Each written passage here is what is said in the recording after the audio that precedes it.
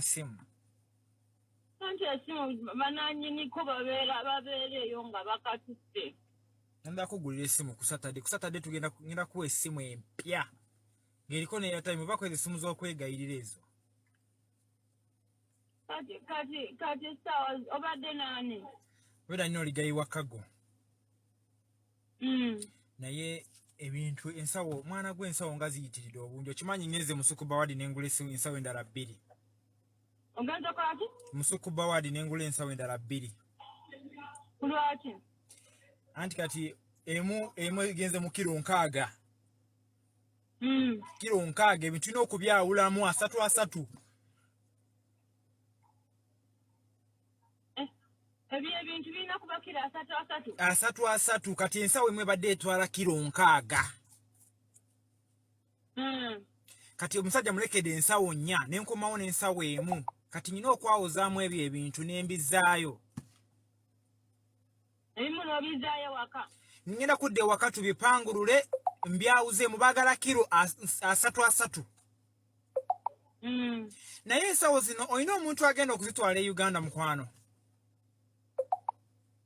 Okuzitwala e Uganda atya ddiya? Onaasobola ozifulumya bw'omu. Omusajja yakugambye atya? Olina okuba n'emikwano gyo b'onoosobola okuwaako ezimu. Jjukira ebyo ebintu bagenda kubifulumya nga Kago baby.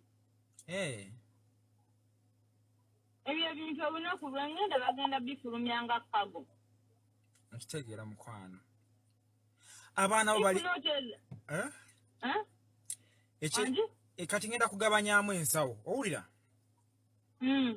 Deni ncha ku Saturday nzirayo Waggayi muwe ensawo ezo 2 nga zirimu buli simu. Ngenda kuleetera essimu ku Gaya Gambe aleeta ebintu ate ku Saturday abaana abasinga basituka ku Sunday. Abaana bagenda kutikka Abannayuganda mwenna abali mu kifo ekyo. Which means baby nange ku Sunday ngenda. Ku Sunday mwenna mugenda. Banji? Ku Sunday. Kwena tugenda.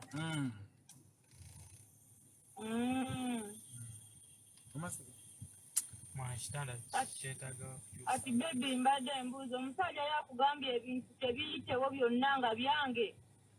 Kale bisobola okuyitawo naye ensawo olina gw'ogenda okuwaako ku nsawo ezimu bakutwalireko kati nga Naalongo osobola omuwayo ensawo nga 2. Azintwalireko? Kumusitulirako okagamba akuyiseewo wali eringa eri naye watuuka e Uganda agikuwe. Okusitulirako nga tugendawo? Nga muyitawo ku airport. Tosobola kusitula nsawo ezo zonna muntu omu. Oba okitegeera? Nga tuyitawo ku airport ewaka. Okimanyi tosobola kusitula ensawo zonna omuntu omu. Ekyo okimanyi? Anti abaana baŋŋambye mbweri ebintu bigendera mu Kago ffe tetulina kintu kye tubeera nakyo.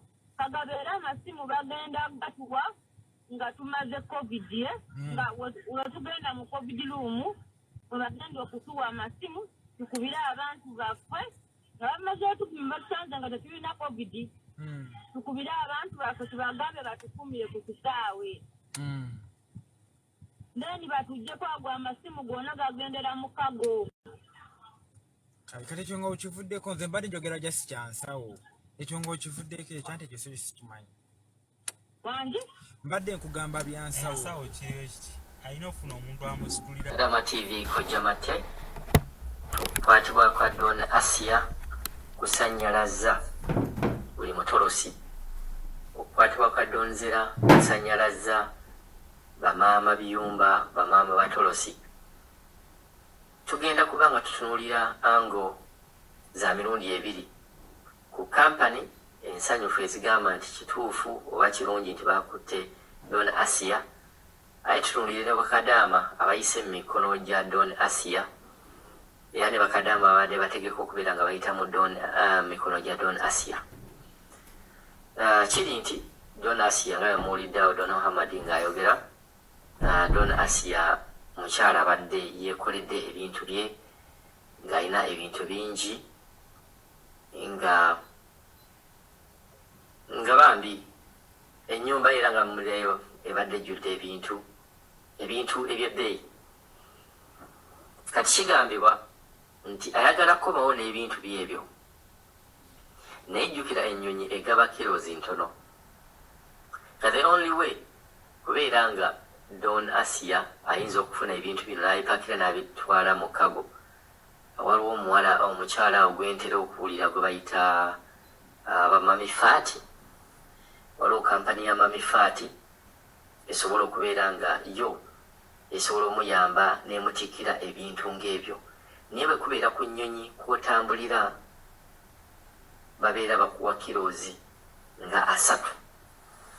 Ate nga abantu abatera okubeera nga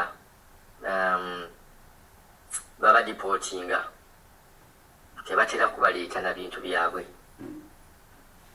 Abantu bebatera okudipootinga tebatera kubaleeta na bintu byabwe. Ebintu bye byonna babirekayo. Kuba jjukira ennyonyi eno ebeera ya bwereere. Ennyonyi eno gavumenti yeba egitaddewo. Kakati obagamba nti ate nina n'ebintu tekitera kubeera kyangu. Katusuubire nti sistanti ngera mulabya mu video bagamba nti katusuubire sistanti. Naye bwetaba sitanti kizibu nnyo okugamba nti bagenda kudipootinga ye n'ogamba nti oleeta bintu. Era ye deportation gyengenda okubeera nga nsoose okulaba egamba nti omuntu bamudipootinze ate bamudipootinga n'ebintu bye ne bamuwa ne tayimu esobola okubeera nga ebisiba addeyo nabye Uganda. Awo wakyaliwo akabuuza. Ebintu byonna bibadde bitambula bulungi naye awo ate bwe mugambye omwaka ate neeteekawo akabuuza engamba ate kibeera kitya nga bagenda okudipootinga n'ogamba ate olina okubeera nga oleeta ebintu byo. Katugambe nti kituufu Don Asiya bamukutte ayagala kutwala ebintu bye. Amagezi gokka gasobola okuyisizaamu ebintu bye okukwatagana ne kampani ezitwala ebintu e Uganda mamifaati ng'oyo ne mubeera nga akuyamba okuzza ebintu byo e Uganda mu bungi. Tugenze kukwatibwa kwa Don Asiya tutyawe kusannyalazza emirimu gy'abatolosi. Bwe tutandika okutunuulira ku sayidi eya kampani zo nsanyufu nti Don Asiya bamukutte era kampani ezimu zeewera nti zigenda mugulako emisango ng'atuuse wano e Uganda ez'okubeera nga baalinga batwala abaana ne babateekamu ssente ate olumala n'abatolosa.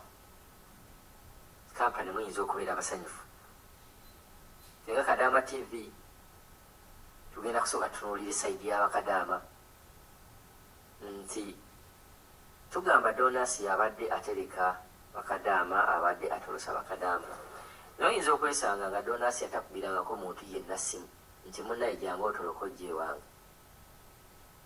Wabula embeera gye mubeeramu embeera embi ye bafoosinga ne mutoloka mu nnyumba gye mubeera muli.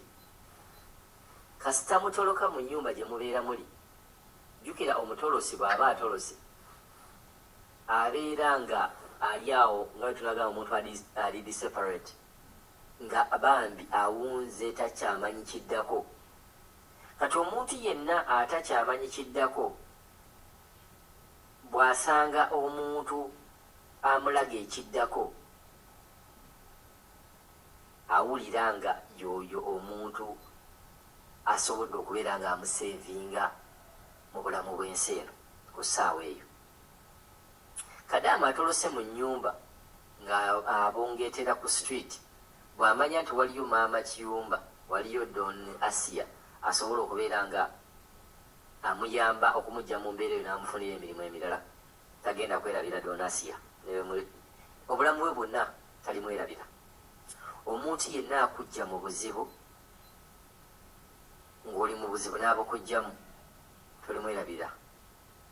Kati version ziri bbiri era kisinziira kwawuliriza era kisinziira n'omuntu engeri gy'otwalamu message eno.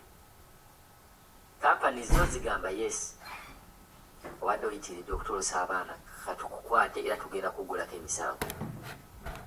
Saidi ya Kadaama abatolosi bagamba kiki ekiddako. Kadaama atolose kuba Kadaama mukyatoloka. Ate era nga okutoloka kwa Kadaama sigamba nti aba yeyagalidde. Yinza ogamba 9 ku Bakadaama batoloka baba batoloka olw'embeera embi gye basanze mu nnyumba eyo gye baali tebasuubira. Katusabire Donzera ebizibu byalimu abeere ng'abiyitamu bulungi, naye nga sayidi zonna zigenda kozesebwa, ddala sayidi y'Abakadaama abadde bayitira mu mikolo gya Donzera bagenda kubeera nga bakosebwa nnyo. Anti esimu bananyiniko babeereyo nga bakatutte. Nda kugulira esimu ku Saturday tugenda kuwa esimu empya ng'eriko ne airtime bakweza esimu z'okwegayirira ezo. Kati sawa obadde nani? Weda nnyo oligayiwa Kago. Mm. Naye ebintu ensawo mwana gw'ensawo nga ziyitiridde obungi okimanyi ngeze Musukuba wadi n'engula ensawo endala 2. Ogenza kwaki? Musukuba wadi n'engula ensawo endala 2. Kulwaki? Anti kati emu egenze mu kilo 6. Kilo 6 ebintu tulina okubyawulamu 3.